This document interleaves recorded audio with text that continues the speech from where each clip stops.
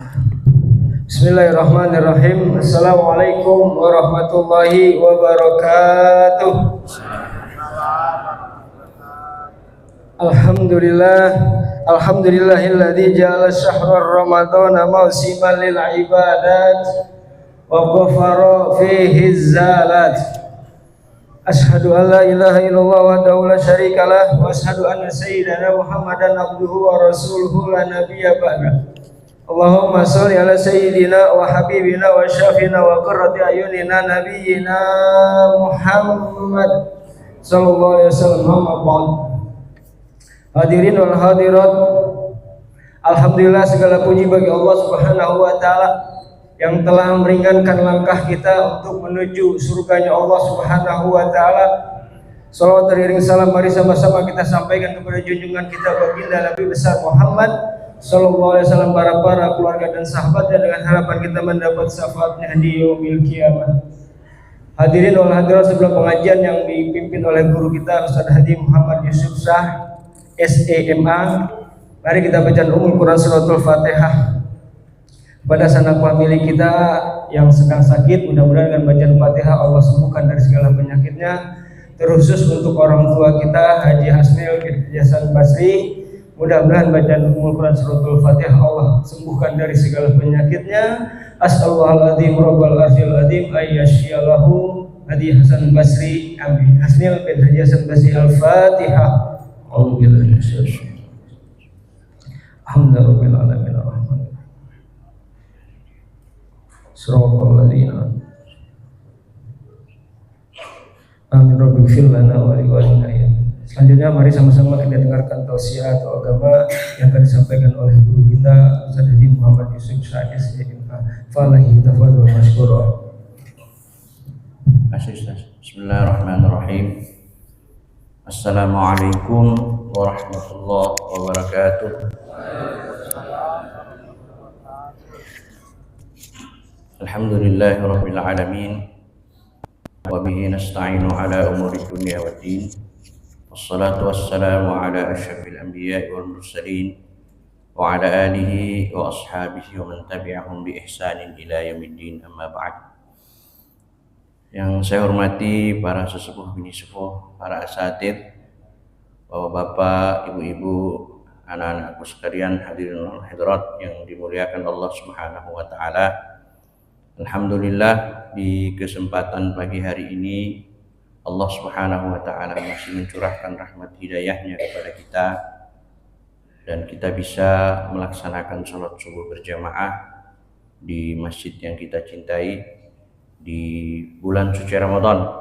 Mudah-mudahan pahalanya Allah lipat gandakan sesuai janji Allah Subhanahu wa taala. Salawat dan salam kita persembahkan kepada Rasulullah sallallahu alaihi wasallam. Semoga kita semua menjadi umatnya yang istiqomah menjalankan sunnah-sunnahnya. Bapak Ibu yang dirahmati Allah, melanjutkan kajian kitab kita Syama'il Muhammadiyah. Pada kesempatan subuh hari ini kita masuk bab yang ke-41 tentang sholat duhanya Rasulullah sallallahu alaihi wasallam.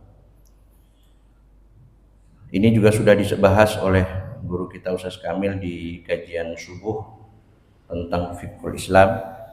Kita mengulang sedikit beberapa hadis yang juga bisa kita temukan dalam kitab Bulughul Maram yang ditulis oleh Ibnu Hajar Al-Asqalani.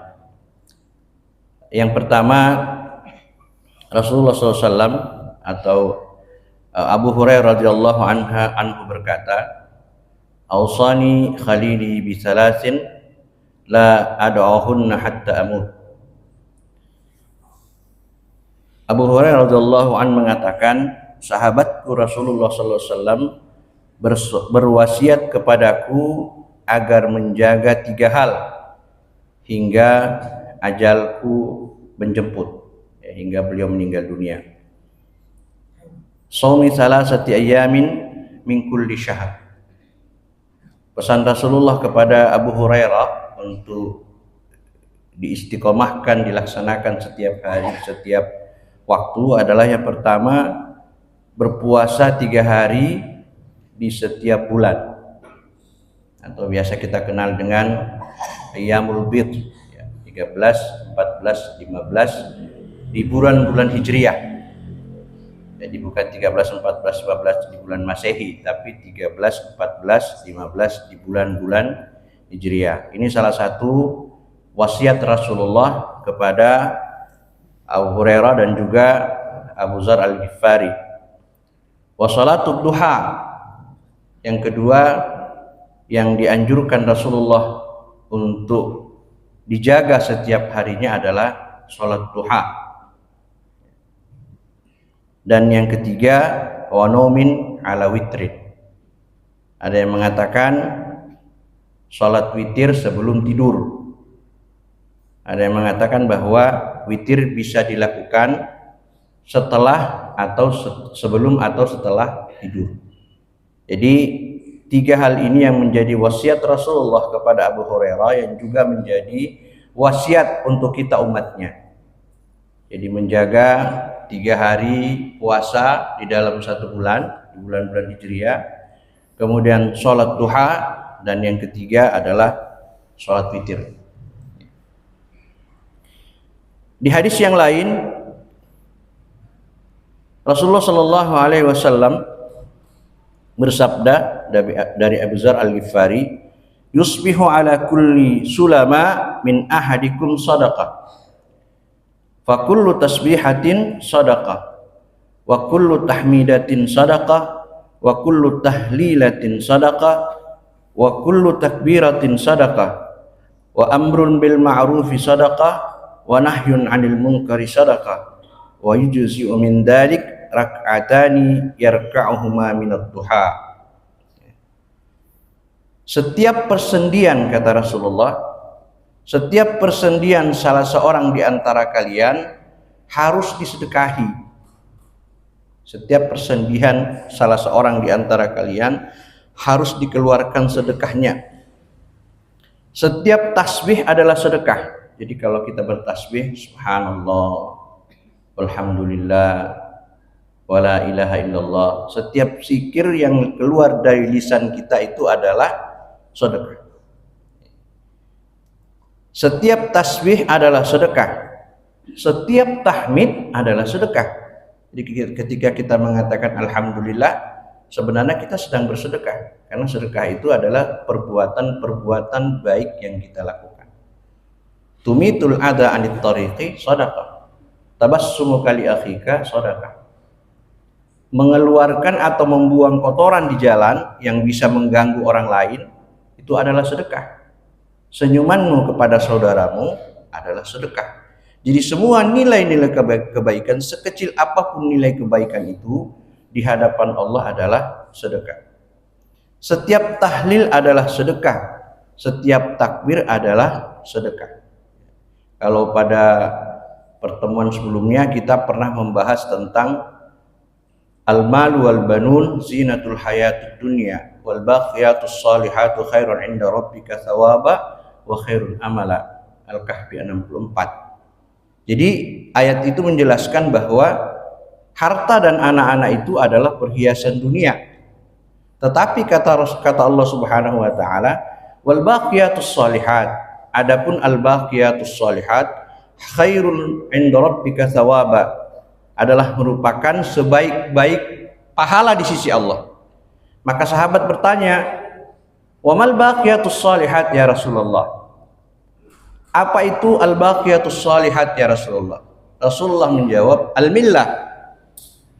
Kemudian sahabat masih bingung, wa ma huwal millah? Wa ma hiyal millah ya Rasulullah? Apa itu al-millah ya Rasulullah? Maka Rasulullah menjawab, at-takbir, at-tahmid, wat takbir wat tahlil wala haula wala quwata illa billah. Jadi yang disebut dengan al-baqiyatus salihat adalah kalimat yang kita baca at-tasbih, subhanallah walhamdulillah wala ilaha illallah wallahu akbar wala haula wala quwata illa billahil aliyil azim. Kalau itu kita lazimkan di setiap hari kita, maka itu akan jauh lebih baik dari harta yang kita punya dan anak keturunan yang Allah berikan kepada kita. Karena banyak orang yang hari ini mungkin kecewa dengan anak keturunannya karena tidak bisa taat kepada Allah. Banyak orang mungkin gelisah dengan hartanya karena mungkin hartanya banyak yang bermasalah. Maka untuk menenangkan itu Allah mengajarkan kita al-baqiyatus shalihat, yang dijelaskan oleh Rasulullah bahwa yang disebut dengan al-baqiyatus shalihat adalah kalimat zikir yang keluar dari lisan kita yang setiap hari kita ucapkan, subhanallah walhamdulillah wala ilaha illallah wallahu akbar wala haula wala quwwata illa billahil aliyyil azim.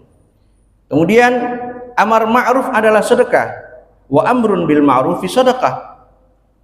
Memerintahkan orang untuk melakukan kebaikan itu sedekah.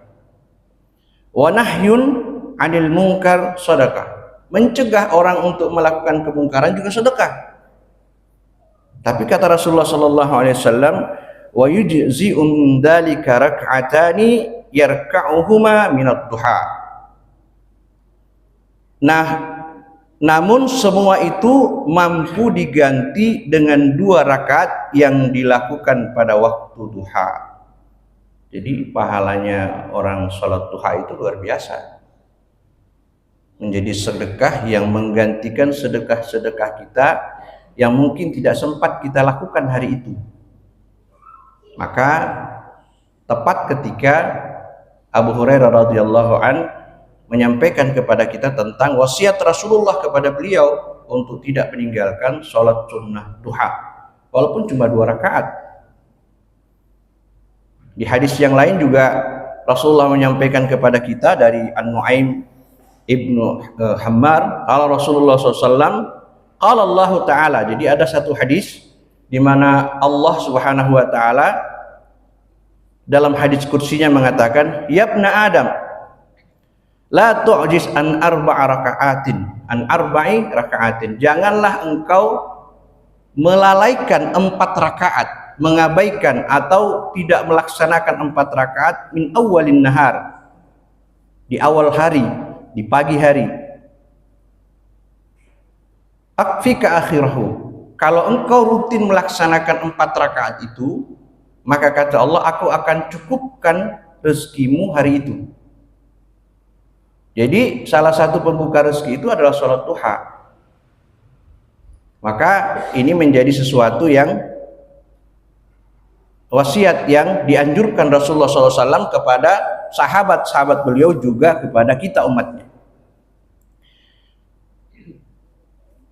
Bapak dan Ibu yang dirahmati Allah Subhanahu wa taala, kemudian dalam hadis yang lain, salatul awwabin hina tarmadul fisal.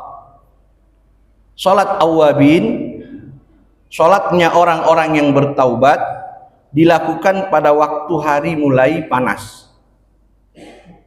Tarmadul fisal itu sebagian muhaddis menerjemahkan bahwa saat di mana anak onta itu pantatnya udah kepanasan kena matahari. Nah itu mungkin sekitar jam 8, jam 9. Walaupun sunnah duha itu dilaksanakan sejak terbit matahari sampai terbenamnya. Nah makanya ada ulama yang kemudian membagi waktu duha itu.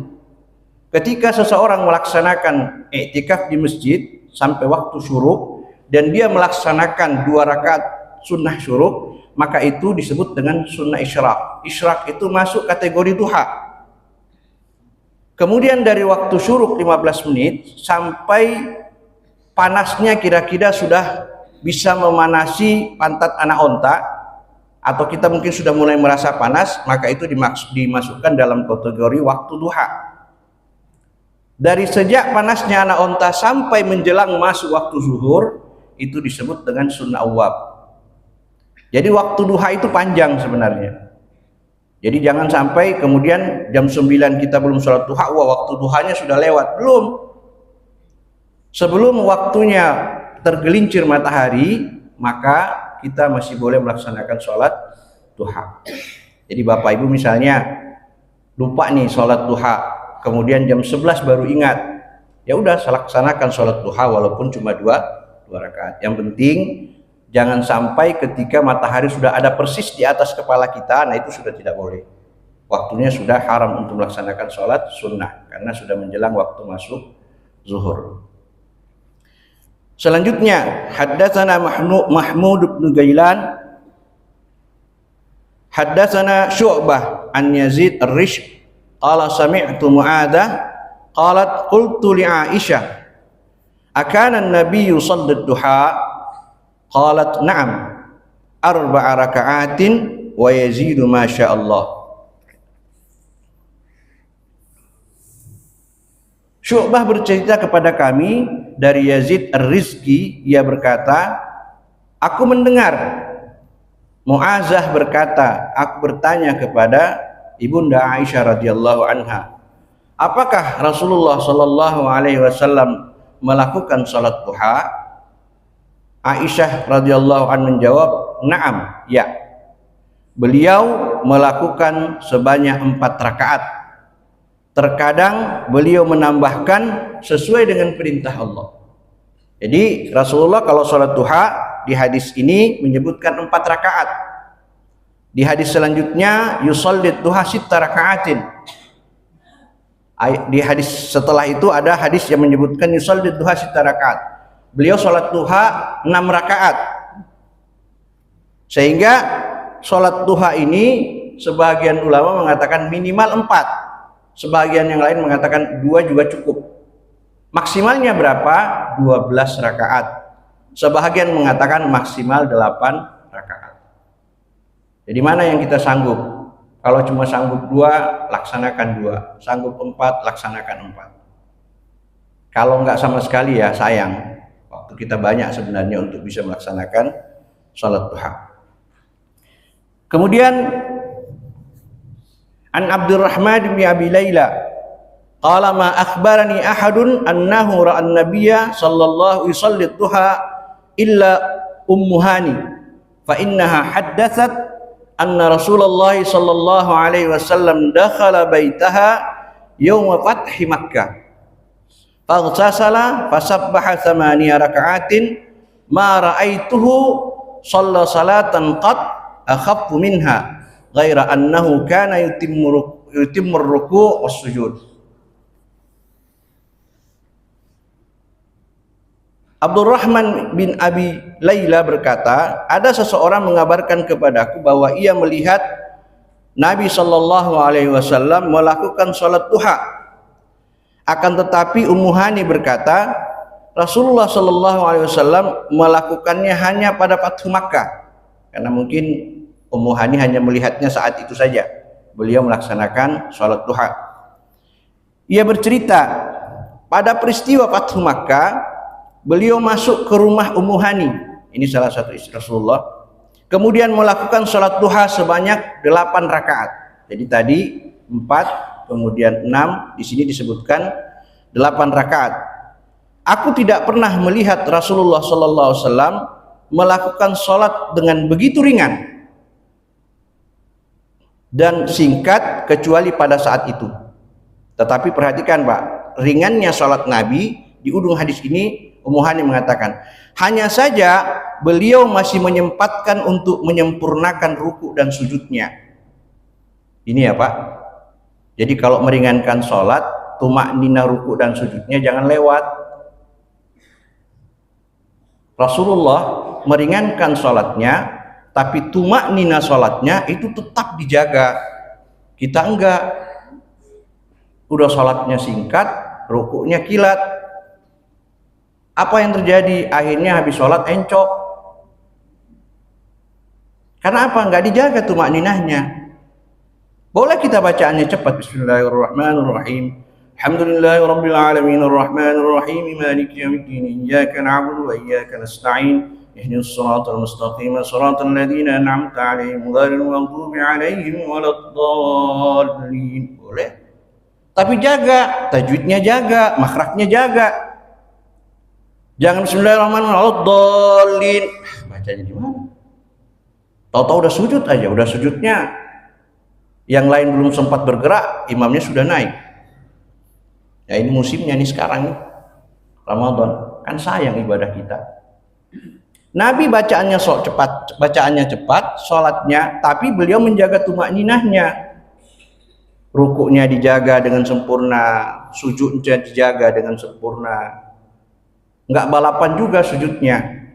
Jadi hadis ini menegaskan kepada kita, boleh kita membaca bacaannya panjang, boleh kita menyingkat bacaan kita karena kita buru-buru, mungkin ada sesuatu yang harus kita harus kita kerjakan, sehingga kita boleh membaca bacaan-bacaan pendek. Tetapi tidak kemudian mencuri dalam sholat, kata Nabi.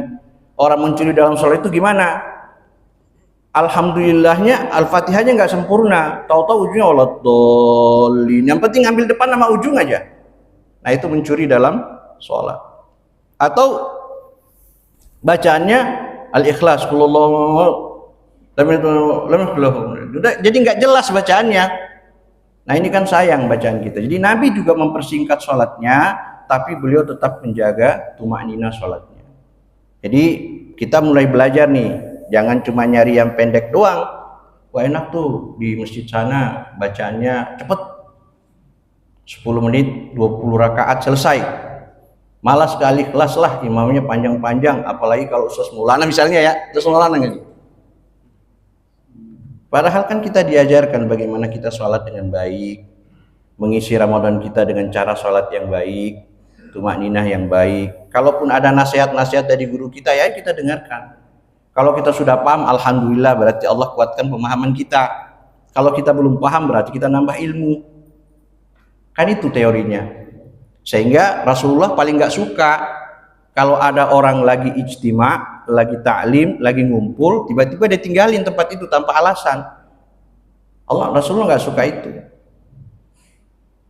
Bahkan kata Rasulullah, ketika ada orang yang kumpul bermajelis ta'lim, walaupun bukan kelompok kalian, ketika bermajelis ta'lim, dia melakukan hal-hal yang baik, belajar agama yang baik, mengkaji Al-Quran dan hadis, kumpul di situ. Karena rahmat itu akan turun kepada orang-orang yang ikut majelis ta'lim. Sampai sahabat bertanya, apakah orang yang datang bukan kelompok itu datang duduk ikut mengaji Rasulullah dapat juga? Kata Nabi, sama dapatnya. Sama dapatnya. Jadi hari ini kalau kita tahu nih di atas kita ini sayap-sayap malaikat lagi dibuka lebar-lebar. Selama kita ada duduk di sini bermajelis ta'lim, ikhlas karena Allah, itu malaikat nggak pernah berhenti beristighfar kepada Allah untuk kita. Jadi sayang, nggak usah yang ngisi Ustaz Yusuf ilmunya cetek, nggak apa-apa bilang cetek. Tapi kita duduklah bareng-bareng bermajelis ta'lim. Ustaz-ustaz ahli kelas itu ilmunya nggak seberapa, udah ngajar, gimana nggak ada lagi yang ngajar. Coba ada yang bisa ngajar lebih baik dari kita, legowo mundur insya Allah. Nggak ada masalah. Karena kita pengen belajar sama-sama. Ada yang merasa ilmunya lebih bagus, ada teman-teman kita yang lebih bagus, anak-anak kita lebih bagus, nggak apa-apa. Regenerasi kita lanjutkan. Masa nanti sampai di sini bongkok, sampai nggak tahu Pak Bambang nanya apa sama saya, karena udah nggak dengar gitu. Tapi kalau regenerasi itu jalan, orang-orang alim itu datang untuk mengajarkan ilmunya, kita sangat senang, bahagia. Ya. Jadi itu yang harus dijaga. Jadi kalau sholat kita mau cepat, silahkan dijaga, cepat boleh, tapi dijaga bacaannya, dijaga tajwidnya, dijaga makhrajnya, dijaga tumakninahnya. Kalau itu bisa kita laksanakan. Jadi Rasulullah SAW dalam hadis ini dijelaskan bahwa beliau melaksanakan sholat sunnah duha 8 rakaat dengan bacaan-bacaan singkat. Bapak dan Ibu yang dirahmati Allah Subhanahu wa taala. Kemudian hadis yang lain, an Abi Sa'id Al-Khudri qala kana an-nabiy sallallahu alaihi wasallam yusalli duha hatta naqul la yada'uha wa yada'uha hatta naqul la yusalliha. Dari Abu Sa'id Al-Khudri berkata, Nabi sallallahu alaihi wasallam selalu melakukan salat duha sampai kami menduga bahwa beliau tidak pernah meninggalkannya. Namun kadang beliau meninggalkannya sampai kami mengira bahwa beliau memang tidak lagi melakukan salat duha. Nah, ini yang menjadi perbedaan pendapat di kalangan ulama terkait sholat duha. Kalau melihat wasiat Rasulullah kepada Abu Hurairah, maka dipahami bahwa sholat duha itu dianjurkan setiap hari kita laksanakan minimal 2 rakaat. Sebahagian yang lain mengatakan kalau orang sudah rutin melaksanakan sholat tahajud, maka dia boleh meninggalkan sholat duha. Jadi orang yang sudah rutin melaksanakan sholat tahajud di malam hari, maka dia boleh meninggalkan sholat duha. Atau jika orang yang rutin melaksanakan sholat tahajud di malam hari tidak sempat melaksanakan tahajud, maka diganti dengan sholat duha. Berarti semuanya boleh. Ini jangan jadi perdebatan lagi. Yang mengatakan sholat duha sunnah dilakukan setiap hari, hadis Abu Hurairah, wasiat Nabi tentang melazimkan sholat duha setiap hari. Adapun terkait dengan sholat duha boleh tidak dilaksanakan jika orang sudah rajin melaksanakan tahajud, itu di hadis yang lain. Meninggalkan orang yang tidak sempat melaksanakan tahajud, kemudian dia menggantinya dengan sholat duha, itu juga boleh. Artinya apa yang kita pahami hari ini, saudara-saudara kita yang memahami bahwa mereka sholat tahajud maka tidak lagi sholat duha, tidak lagi menjadi perdebatan buat kita. Kalau kita mau melazimkan setiap hari walaupun kita tetap rutin dengan sholat tahajud, ya pahalanya jauh lebih baik. Karena kita sudah dapat tahajud, kita juga sudah mendapatkan pahala sholat duha. Sampai berapa? Hah? Jangan tuh, jamaahnya pada tidur, kasihan nanti. Ya, hadis yang lain Pak ya. Kita masuk ke sholat sunnah Rasulullah Sallallahu Alaihi Wasallam ya. 2 bab aja yang pendek-pendek. Insya Allah nanti jadi bekal tambahannya. Ini sholat sunnah Rasulullah SAW di rumah. Ini bab yang ke-42. An ammihi Abdullah bin Sa'ad qala sa'altu Rasulullah sallallahu alaihi wasallam anis salati fi baitihi anis salati fi baiti was salati fil masjid qala qad tara ma aqraba baiti minal masjid fala an usalli fi baiti ahabbu ilayya min an usalli fil masjid illa an takuna salatan maktubah. Abdullah bin Sa'ad berkata, aku bertanya kepada Rasulullah SAW tentang sholat di rumahku atau di masjid, sholat sunnah di rumahku atau di masjid. Beliau menjawab, engkau melihat sendiri seberapa dekat jarak antara rumahku dengan Masjid Nabawi. Jadi Nabi ingin memberitahu kepada Sa'ad bahwa kamu nggak ngelihat nggak rumah saya dekat banget dengan Masjid Nabawi, sedempet itu dengan Masjid Nabawi. Meski begitu, aku lebih senang melakukannya di rumah daripada di masjid, kecuali sholat wajib. Jadi kita disunnahkan untuk melaksanakan sholat sunnah itu di rumah kita,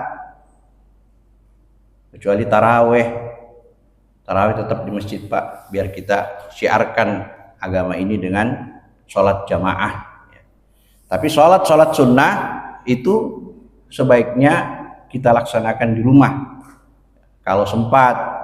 Jangan sampai bapak ibu, bapak-bapak ini khususnya udah azan, udah 5 menit nih azan nih, masih sholat sunnah di rumah sampai masjid jamaahnya bubar ya. Jadi laksanakan sholat sunnah yang kira-kira waktunya masih cukup buat kita datang laksanakan sholat jamaah. Dulu saya ingat tuh Ustaz Kamil tuh, saya tanya, Ustaz, kok ente nggak pernah sholat qobliyah subuh di masjid? Kata beliau, saya kan sholat sunnahnya di rumah. Nah itu beliau. Jadi beliau sholat sunnah dulu 2 rakaat ya, subuh di rumah, sholat sunnah qobliyah subuh, baru beliau berangkat ke masjid. Makanya jarang ketemu Ustaz Kamil sholat sunnah subuh di masjid, karena beliau sudah ambil di rumah dulu. Kan rumahnya dekat. Kalau Pak Bambang RT 4 sono jalan, kasihan juga Pak. Yang aman tuh Pak Habib Boy itu, Pak Boy sebelum azan beliau sudah di sini. Nah, itu lebih hebat lagi beliau, kalau tidur nggak Pak Haji, tidurnya tetap di rumah beliau. Beliau rajin, sebelum subuh beliau sudah ada di sini. Bahkan tadi saya lihat jam 4 itu, sebelum jam 4 beliau sudah ada di belakang tuh, minum air putih. Mungkin sahurnya pakai air putih kali beliau. Alhamdulillah. Jadi Rasulullah SAW mengatakan, kau lihat sendiri seberapa dekat jarak antara rumah dengan masjid. Meski begitu, aku lebih senang melakukannya di rumah daripada di masjid. kecuali sholat wajib. Jadi sholat wajib harus tetap dilaksanakan di masjid bagi bapak-bapak. Di hadis yang lain Rasulullah SAW bersabda, "Shallu ayyuhan nas fi buyutikum, fa inna afdalas salati salatul mar'i fi baitihi illal maktubah." Wahai manusia, salatlah kalian di rumah-rumah kalian. Sungguh salat yang paling utama adalah salatnya seseorang yang dilakukan di rumahnya, kecuali salat fardu. Jadi ya sempatkanlah sesekali kita sholat di rumah, sholat sunnah. Jangan biarkan rumah kita menjadi seperti kuburan, karena kita nggak pernah sholat sunnah di dalamnya, kita nggak pernah ngaji di dalamnya. Kita rajin ngaji, oke, ngaji di masjid, oke, di rumah juga harus kasih jatah rumahnya itu. Jadi kita bagi-bagilah, kalau di masjid tadarus sampai malam 1 juz, di rumah 1 juz juga jatahnya. Berarti 1 juz untuk tadarus, 1 juz buat bacaan sendiri di rumah. Itu perlu kita jaga, kita rutinkan. Ij'alu fi buyutikum min salatikum wa la tattakhiduha qubura, kata Nabi. Jadikanlah sebahagian salat kalian ada di rumah kalian, dan janganlah kalian jadikan ia sebagai kuburan. Jadi kenapa kita dianjurkan salat sunnah di rumah? Karena salat sunnah kita itu menjadi cahaya bagi rumah kita. Bacaan Quran kita di rumah itu menjadi cahaya buat rumah kita, rumah tangga kita. Ketika cahaya Al-Quran, cahaya salat ada dalam rumah kita, maka keberkahan juga akan datang. Ketika keberkahan itu akan datang, kita akan menjadi, jiwa kita menjadi lebih tenang, lebih teduh, lebih nyaman. Keluarga insya Allah menjadi keluarga yang senantiasa dijaga, menjadi keluarga yang sakinah, mawaddah, warahmah. Jadi Bapak dan Ibu yang dirahmati Allah Subhanahu wa Ta'ala, ini mungkin nasihat buat kita semua. Tadi Rasulullah menganjurkan kita melaksanakan sholat duha, sempatkan waktu kita. Ada doa yang diajarkan Nabi pada saat duha itu. Allahumma in kana rizqi fis sama fa anzilhu, wa in kana rizqi fil ardi fa akhrijhu, wa in kana rizqi ma'idan fa qarribhu, wa in kana rizqi mu'assiran fa yassirhu. Kan itu doa yang kita baca kalau duha. Ya Allah, kalau rezekiku ada di atas langit, fa anzilhu, turunkan. Wa in kana rizqi fil ardi fa akhrijhu, kalau rezekiku ada di dalam bumi, keluarkan. Wa in kana rizqi ba'idan faqarribhu, kalau rezekiku jauh, dekatkan. Wa in kana rizqi mu'assiran fayassirhu, kalau rezekiku susah, sulit, mudahkan. Kan enak doanya tuh Pak. Kita buka hari kita dengan sholat duha. Tadi sudah duha itu menjadi pembuka rezeki buat kita, ditambah lagi kita doa sama Allah, dimudahkan rezeki kita. Maka insya Allah setiap hari kita Allah mudahkan rezeki kita. Ya, ini yang menjadi nasihat hari ini. Yang kedua, jangan lupa waktu kita untuk sholat sunnah di rumah. Boleh nggak Ustaz sholat wajib di rumah? Sesekali dengan keluarga silahkan Pak. Apalagi kalau hujan boleh sholat di rumah. Tapi kalau misalnya ibu sudah bilang Pak sono sholat di masjid, malas Pak, malas Bu misalnya. Ibu udah ingetin tuh, Bapak masih malas-malas, berarti Bapak lagi mau pakai mukena katanya begitu. Ya enggak lah, kalau jamaah ikhlas insya Allah saya paham jamaah ikhlas itu udah ibadahnya sudah bagus, istiqomah jamaahnya sudah luar biasa. Saya kalau datang ke masjid-masjid lain, Masya Allah saya kadang-kadang terenyuh melihat mereka. Kita Alhamdulillah kita sudah bisa rutin sholat subuh, kita bisa sampai belakang. Nah, itu kan jarang Pak, jarang di masjid-masjid. Nah ini kita jaga, kita tularkan kepada anak-anak kita. Apalagi sekarang udah punya cucu nih, Pak Komar udah punya cucu, Pak Bambang udah punya cucu. Nah itu kan ajarkan ke cucu tuh. Pak Iya sudah punya cucu, Pak Iya sudah punya Pak. Alhamdulillah. Ya kita ajarkan cucu kita, anak-anak kita, supaya apa? Mereka mencintai masjid. Dulu kita lihat anak-anak kita yang dulu masih kecil-kecil lari-larian, sekarang udah pada gede, yang hafal Quran udah banyak. Ini sekarang masih ada yang kecil-kecil tuh. Pak Amin bilang kalau sekarang dia masih lari-larian di masjid, bersih-bersih masjid, besok dia jadi imam masjid. Ketua DKM ya, ya kata gitu Aminnya. Kalau sekarang mereka masih lari-larian, teriak-teriak, ya wajar aja lah Pak, namanya juga anak-anak.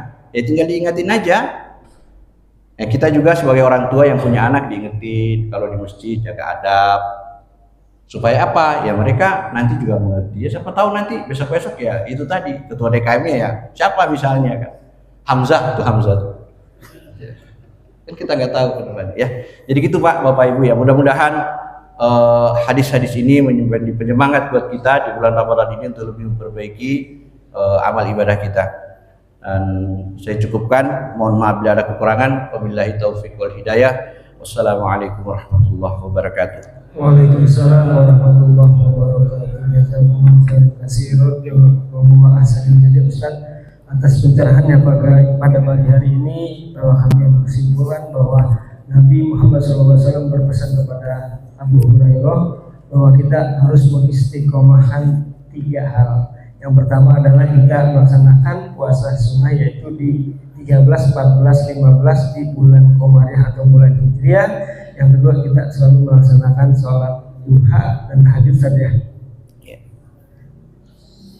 Mungkin hadirin ada yang mau dipertanyakan, masih ada waktu, ada yang kurang jelas? Udah jelas semua saja. Saya izin menambahkan sedikit saja.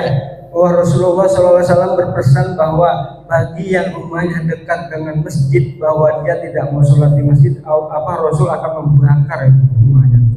Ini pesan buat kita semua ya, bahwa kalau yang ada waktu, kalau tidak sholat berjamaah di masjid, yang rumahnya dekat nih, Nabi mengecam bahwa rumah itu akan dibakar sebelumnya.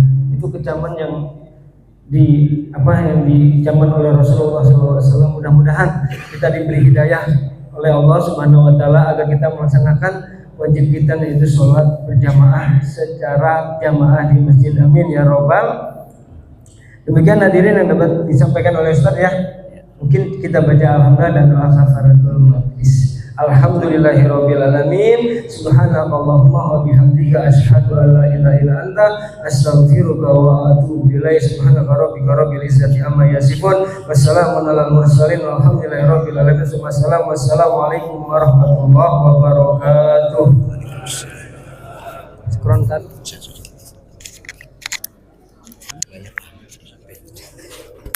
Dua channel berarti.